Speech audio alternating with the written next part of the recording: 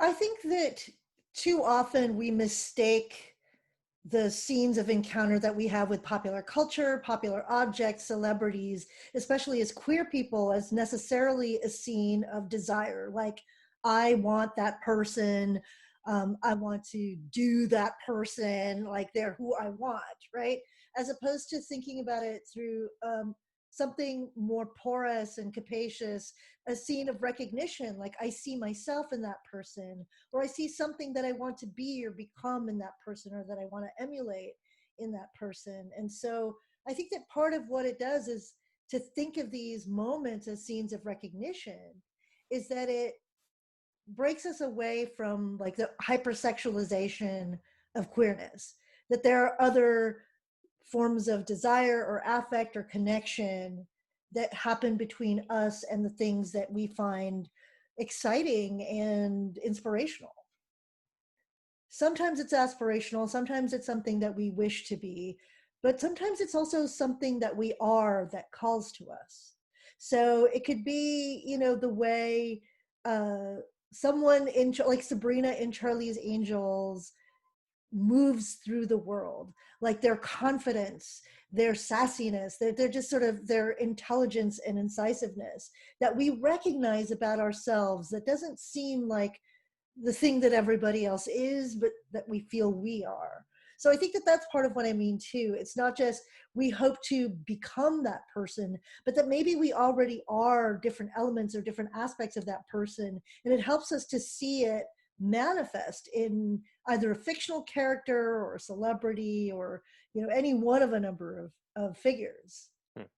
And could you talk about how this ties into the idea of gender performance? I mean, I think Bond maybe is another example again where maybe I'm seeing Bond as this like hyper masculine ideal. I think all kids try out different relationships to gender, or start to begin to see where they can map themselves onto the spectrum of genders that they encounter. And throughout the history of popular cultures, there have been various options, sometimes more limited historically than others. But in the 70s in particular, I think of the 70s as a moment on television in particular that's loosened our ideas of what gender could be or could mean, in part because of the feminist movement, especially for young women, or people who were born, cis women.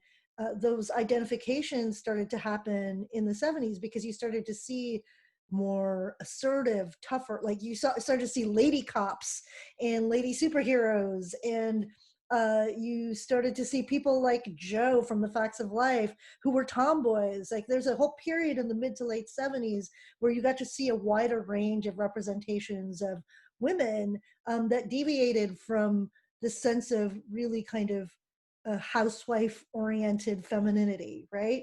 So I think pop culture, what it does is that it gives us different pictures of gender, different at once idealizations of that through whatever society values at that given moment, but it also shows us moments that push up against what's valued by mainstream culture and the broader society. And also sometimes, we see some other softer dimension of ourselves that, certain genres afford, like, the concept of the musical or musical theater where everybody sings and everybody is emoting something.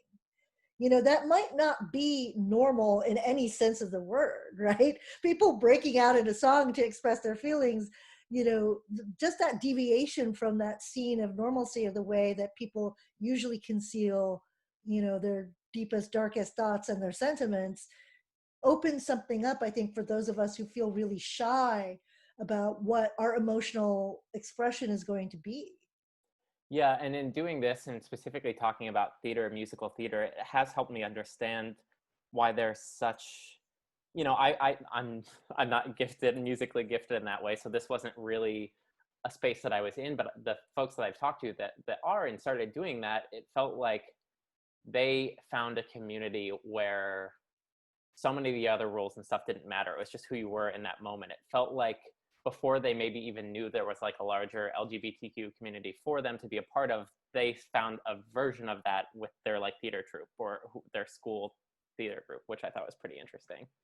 Yeah, I think sometimes we need the occasion to express ourselves and to be expressive. And especially if we feel for any reason that we have something to conceal, whether it's about how we feel inside about our gender or our sexuality, I think that we're looking for those occasions or their opportunities to give us a model for expressing ourselves. And that's what so many of, I think, these iconic things that we love are about. These, unabashed forms of expression, these like confident ways of moving through the world that we're all trying to get to or find, or maybe that we have already within, but are trying to seek a form. And that's why, we gravitate towards these figures. I think so often in mainstream media, we see these stories and they center on a cis white male like trying to find their place in the world. And even though this is a cis white male, any number of queer folks have been able to see that and see this journey of self-discovery and kind of graft that onto themselves in some way. Yeah, they get to, I mean, you know, before online culture began, we had to find avatars, right? We had to find uh, figures that we could project ourselves into, or that we could imagine, outside of ourselves that, we could be. So I think that, that's where the kind of realms of fantasy intersect, like the realms of fantasy as a genre intersect with our own fantastic activities, just trying to find, that mask or that kind of persona that we could use as a kind of screen for ourselves. When I was a kid, really little, I was super into Superman. And so when I was around 4 years old, I want to say, I basically ran around the house with a towel tucked behind my t-shirt with a cape. And I don't know what that was about. I mean, I think it was that, I wanted to be strong. I wanted to, you know, move and become something, like how Superman moves from Clark Kent to Superman. I wanted to move from the ordinary to the extraordinary. And just shoving a towel down the back of my shirt and like, that little bit of fantasy, that little bit of play, that little bit of kind of costume joy helped me do that. Well, there's a public self and there's a private self, that spies, that superheroes, that anybody who had like, or even certain fantasy figures, right? Like if you're a vampire, but you're in high school, you have to figure out how to be a high school student and not always a vampire. And I think that, it's not an accident that so many of these categories of the things that we love have to do with, exploring a public self and a private self, knowing when you could be a certain way in the broader culture, and when you did your true work, when you actually did, what you were there and called to this earth for, like you were there spying, you were there like, karate chopping villains a la the Charlie's Angels and that kind of thing. Of course, yeah. So along the lines of fantasy, superpowers kind of fit into this, but just the idea of magic and the ability to make something happen, but not necessarily by using like blunt or brute force, like without having to use physical strength, but magic as a blanket term has come up time and time again too. Is is magic queer?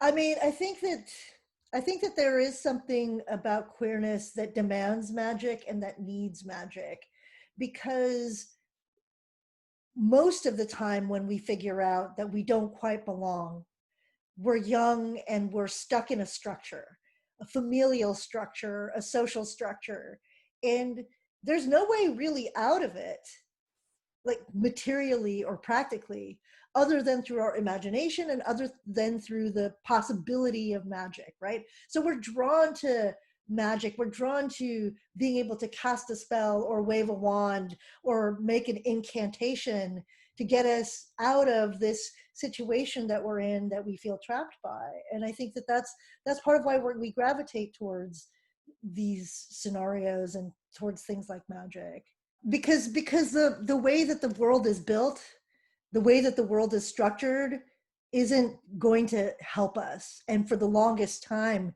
didn't provide any escape routes or, ways of transcendence for us. So of course, there has to be this sense of magic to it. Mm-hmm, definitely. I'm curious more on a personal level. You know, we talked about avatars. Like, who are some examples of avatars from growing up in your life that you looked up to and you saw yourself in? Well, I don't know if it's as much looking up to, Okay. but certainly finding a kind of emotional resonance with. And this is kind of sad, but the Phantom of the Opera, to be perfectly honest, was somebody who, as a kind of young teen, like wanting to love and to be loved, but not understanding themselves in a scene of love in a really clear way. The Phantom was so resonant to me because basically, I mean, I just rewatched it recently when they did the whole Andrew Lloyd Webber thing online where he's showing all of his shows. And one of the things that became clear to me is the Phantom is basically like kind of this arrested adolescent who just, wants Christine to love him, who wants to use his talents and his abilities to get people to be drawn to him and to want to be with him. And I think that sort of, as someone who didn't fit within certain categories of attractiveness in high school, in part because of my race, but also because I was, struggling with my sexuality, even though I wasn't even honest about it to myself.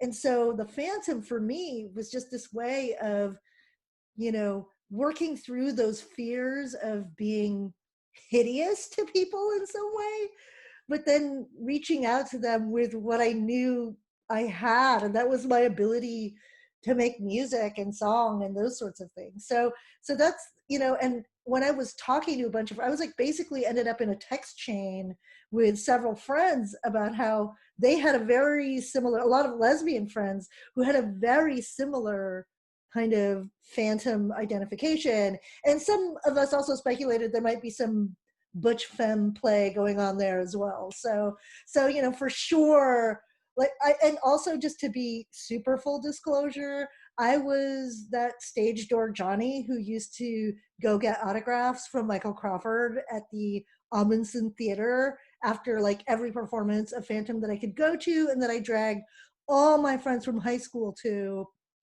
We'd go sleep overnight to get rush tickets because we lived an hour out of LA. We'd see the show, we'd busk, and like, because we were all in choir and theater together, and then we'd go stalk the Phantom basically at the stage door. That's so great. Are there other examples of like that you can think of the Phantom character in other pop culture? I mean, there are so many of those characters, I think. Like, I think a lot of horror characters for sure have that element to them, But I also think that, the idea of the lone diva, right? The super uber talented, like even Whitney in Bodyguard, right? That's, somebody who's talented but isolated and needs somebody there, like as a point of care. I think that also is something that is resonant with a lot of queer people, a lot of younger queer people in particular. Mm-hmm. That's pretty Yeah. fascinating. Now, I know, of course, you've got your whole book about Karen Carpenter. Yeah. I tripped over my words there. So could you tell me where Karen fits into this puzzle for you? Well, where Karen fits into this puzzle for me is that there seemed to be somebody who, number one, Karen fits into this puzzle for me because I was named after Karen Carpenter. So of course our relationship already was overdetermined. Number two, she was completely the opposite of who this brown, stocky, butch tomboy type was. Or so I thought, because in my mind she was, a feminine, thin white lady, right?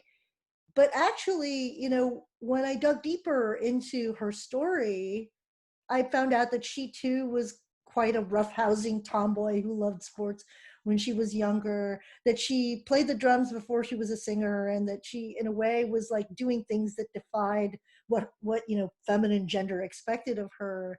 And so across these great differences, there were so many more, I suppose, resonances between us.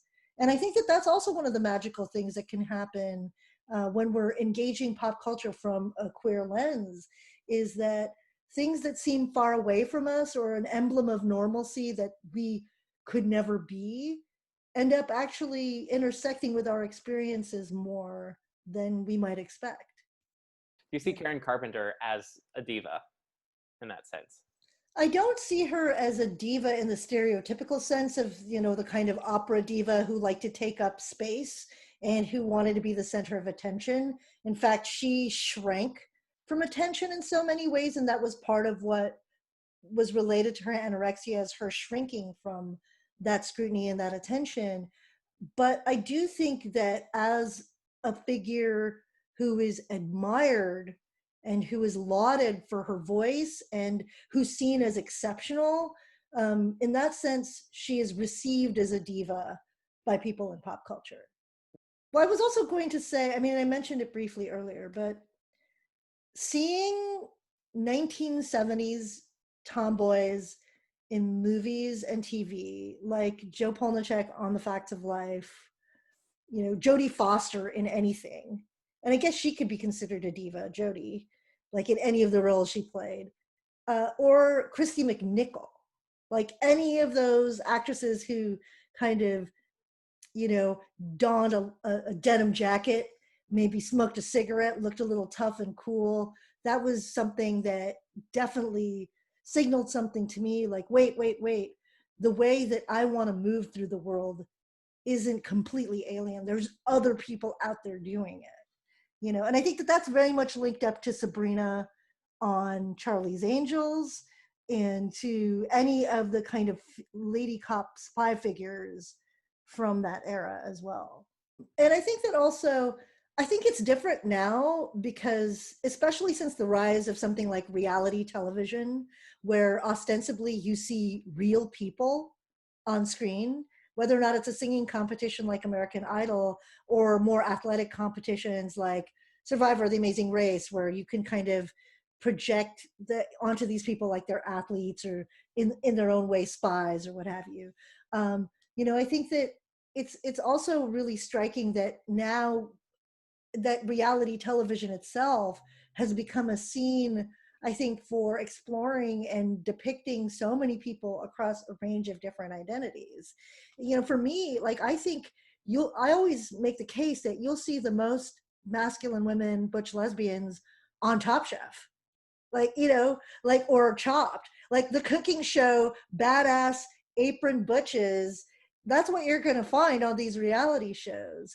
And at the same time too, I think that, American Idol, like, I suppose, shattered various, pink ceilings when you had figures like Clay Aiken, though he wasn't out at the time, or Adam Lambert, who just, strutted in with his diva ways and didn't officially come out during the course of filming until, those pictures were dropped, but whose attitude, whose way of taking the stage and whose way of performing, definitely announced something different's going on here. Yeah, and having watched American Idol at those earlier seasons, I have, before being out especially, I have specific memories of being like, Adam is not me. I don't want to have anything to do with that. Like, and it's really, it's kind of tough to look back and feel that, like, know that I had kind of felt that way, or at least said that out loud. It just feels like that's not the right idea. But I think that that's an experience that a lot of people have, is trying to, like, distance themselves from certain, well, especially if they were out. And I can't remember if this is something we touched on in the initial talk too, but I had a similar experience with Queer Eye when that was first on, being like, I will watch this and see and enjoy this as like a funny thing, but those people are not me at all. Like, I was always trying to keep a distance between myself and them. Yeah, I think that, I definitely felt that in the beginning of, even acknowledging my own sexuality when I was 19. So I was already in college. So it took me a little, now people come to that understanding or truth, it seems, at a much younger age and feel better supported. At least that's the kind of story that we get. That feeling of aversion that we get sometimes, like a kind of slight ick factor at recognizing some part of ourselves too, like internalized homophobia that sometimes we have to struggle with. I mean, I remember, I was, I guess, coming out with the first girl I'd ever made out with, and we were having tea and talking about it. And one of the things that I said was that I didn't want to be one of those lesbians with a mullet and who only wear plaid all the time. Like there was like a kind of type or stereotype, and the kind of the ones that like receive the most violence and backlash and hatred. And I remember even then saying out loud exactly what you're saying about Adam Lambert. There's something about me that is afraid to be that. So there's also that as well, right? So it's like why we love, but also why we fear. I think that there's a thin line there often between these figures. And that's why sometimes we find ourselves through figures who aren't explicitly gay, right? The Phantom's not gay, James Bond's not gay. Like ostensibly, these folks aren't gay, because I think we have to work our way through the idea that, it's not so on the nose. It doesn't speak our truth so on the nose. And I think that that's also part of it too. There's some element of dissimulation in like our attachment to these figures. Yeah, a bit of a safety net for sure. Let's talk about pop culture beards, because I think that so many of us as adolescents, this is part of the safety that we find also in, being into, let's say, for me as, a cis girl growing up, like somebody like James Bond, right? It's just or I remember the person who I decided I would say was super hot all the time was Antonio Banderas, because he was in Madonna's Truth or Dare. And, that like, of course, like I encountered him in a scene of total like queerness, and it's also deviance, because like apparently he and Madonna were kind of getting it on the side or something like that. But of course I decided, I was like, okay, he is hot. I will put his picture on a wall.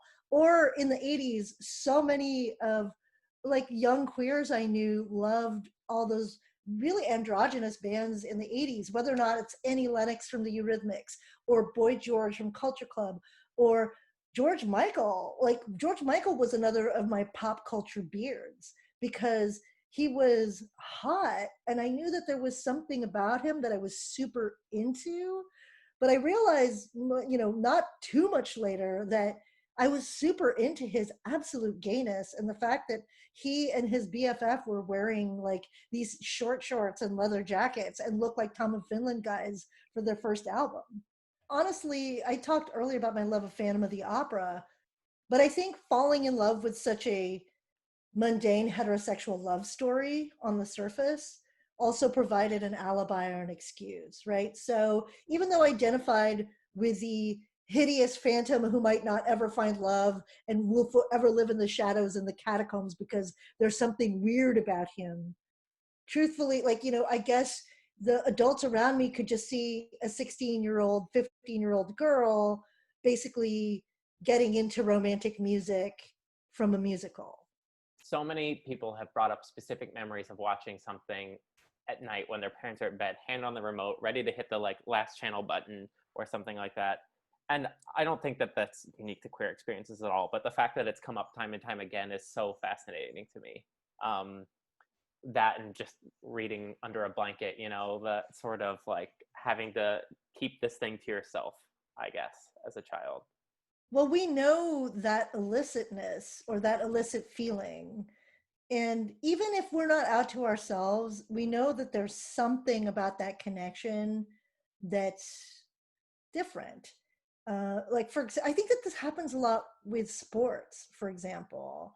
It's sort of like paying attention to, football players in tight pants, or, for me, it was like women's tennis and Gabriela Sabatini and Martina Navratilova. And I was just like, why am I so fascinated by women's tennis? Why did I ask my parents for a women of tennis calendar when I was 14 years old?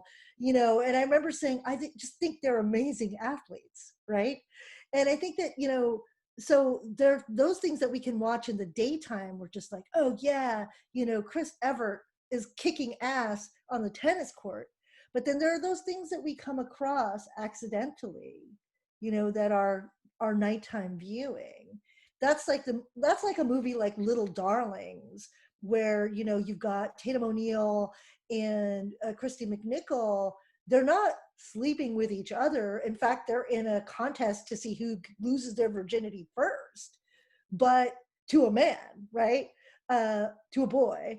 But there's something about the way the two are interacting, in addition to the kind of sexual subplot, that makes it a kind of, oops, turn that off real quick kind of thing. So I think that, again, we sort of oftentimes actually, if we had TVs in a room or if we were allowed to stay up late, we'd happen upon the things that eventually became important to us accidentally, just by virtue of staying up and accidentally flipping the channel to Skinamax or something like that.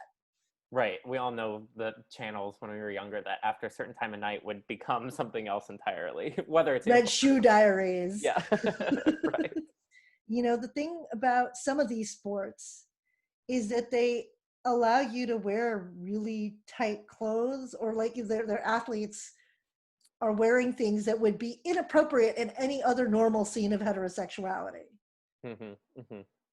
Even the pants that they wear in football, like the football pants, right? And it's always the joke is always there's a housewife who's like, look at that tight end, and it's actually, maybe it's all the frat bras, like with their beer, like, yeah, football, ooh, look at that, Of course. You said the word camp, and I was like, I guess we haven't explicitly gotten into that territory yet.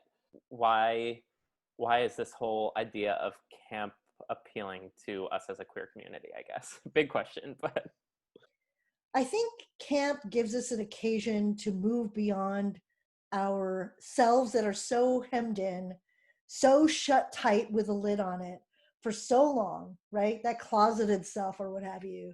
And I think that the largeness of expression that comes from camp, the turning upside down of those conventions that are keeping us, basically tamped down. I think that's why we gravitate towards that. I think that's why we gravitate towards camping things and the expressions of camp and those activities, is because finally those social structures, the ways of being, the aesthetics that confine us into these so-called normal identities are busted loose, broken free, made parodic, exposed for the performances that they are. I have a bullet point for camp, and then a sub bullet point after that. I just wrote Idol, Alone, Underwood. And I think that you must have brought up Carrie Underwood singing Alone on American Idol as an example of that, maybe? Well, yes, it was the moment that I decided I really liked Carrie Underwood. Let me start cleanly. The moment I decided I really liked Carrie Underwood on American Idol, I think that was season 4, is when she sang Hearts Alone. And the thing about it is that Carrie had been doing her kind of innocent country girl from Chakota, Oklahoma act. And then suddenly she comes on stage with JonBenet Ramsey makeup and hair, like just overblown, like big 80s hair. And she looks, there's a tight close-up on her. I remember this performance as she sings the opening verse to Alone. You see like blue eyeshadow, like all the largeness of that kind of power balladry. And yeah, I mean, it was the first moment that Carrie Underwood crossed over into camp. But also I found it extremely like hot, like to see this. It was such a queer moment, especially the song itself, How Do I Get You Alone, like that, again, that plaintive cry to be loved that I always associate with the kind of torchiness of gay music. And I think it was gold. That was the best. I think that's what won her American Idol that year, to be honest. But since we did just touch on Carrie Underwood, I know that Kelly has been someone that's come up a few times too. Anywhere on the spectrum in the community, you can love Kelly Clarkson. And I think that that's absolutely true, because I think that her levels of relatability also just, kind of the strength of her voice, her buxominess, all of that, like the buxominess of her personality and voice altogether, like the moxie behind that. I think that, there's something about all of that just natural raw talent and aw shucks sincerity, that sense that she would never judge, right? I think that that's part of it. Is I think that she, it's not like, I don't think we project gayness onto Kelly Clarkson. I think that we project like allyship onto her in this really profound way. That's why there's so many of us who are so into her. And again, so much of her music, so many of her songs, like, from My Life Would Suck Without You to Since You've Been Gone, like it tracks those journeys through love that, sure, that's a universal experience, but I think that strike harder when you feel like love might be rarer for you and you might have fewer people to find to love, right? So, like, thinking about saying so long to the toxic people in your life, anything that has that kind of anthemic quality to it, I think, especially a lot of queer people are going to relate to it.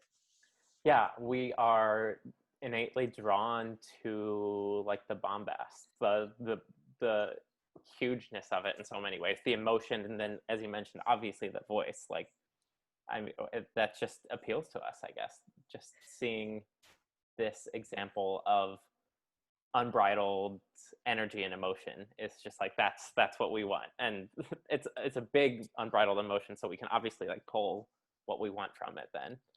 I think what we see in Kelly Clarkson is just pure honesty. And I think that that level of honesty is something that we admire, aspire to, but also trust to bring close to us. Mm-hmm. Mm-hmm. Trying to think of other examples of people like that. I mean, I think at the level of Kelly Clarkson, maybe it's kind of rare, I think so. I think it's extremely rare because, there's a lot of people get canceled real fast these days. I do think that like there's some element of, Chrissy Teigen has a little bit of that amongst new folks. I think that there's some element of her, some aspect of her. I'm trying to think of people like probably in the food, like your Ina Gardens, Yes. like they are who they are. And you appreciate that presentation of authenticity, right? Like, even if like what she is like this incredibly waspy person, making giant cocktails in her glorious garden or what have you, that's still like, there's a tremendous honesty to it. And I think that that's something that we appreciate also as a community. Definitely. And I mean, talking about Ina makes me think of food, which brings it back to Top Chef too. I think there is something to someone that, what is it about like a very skilled and personable, like a very skilled chef who is also personable, that is just like everything. I mean, Top Chef, there's any number of contestants on that show that, whether they were queer or not, I was just like, I want to be friends with you. I want to hang out with you. We were talking about uniforms earlier. So there is something about a chef's coat or really great apron and a nice set of knives that lays it out for us. Because there's a lot of projection and fantasy that can happen there. And also, I do think, like, do you remember on the L Word that Dana's first real love interest was a lady chef, right? So she was like this chef, and they were kind of stalking her at the restaurant she was working at, right? So this and food in and of itself is just something that is filled with sensuality. The sense that, when you feed somebody, you're giving them a part of not only your soul, but you're filling their soul, right? Like you're opening it, you're enlivening it. And it's the most romantic thing. And I think that that's where, queer or not, like there's a lot of, I think, fantasy around these chefs on Top Chef or certain other shows that we watch, and those folks stick. Like I have like many Top Chef crushes, and they're not like, excuse me, I have many Top Chef crushes, and they're not always the gay ones. Yeah. I won't reveal who they are. I don't want to embarrass them. You're watching Top Chef wrong if you don't have at least two, I feel like. Right, exactly. And so, but I do love that, you know, I can look to each cast of each season of Top Chef and know that there's going to be family there. You know, I'm like, okay, Josie, she's family. Okay, got it. You know, or Lisa Fernandez, even back in the day, or Tiffany Faison, or, you know, Melissa King, Kristen Kish, right? There's also like the endless parade of like awesome, hot Asian lesbian chefs or queer female chefs. Mhm. And that's also really important for me, just as, you know, to have queer people of my ethnicity, race, just on television, being out there, like representing the community.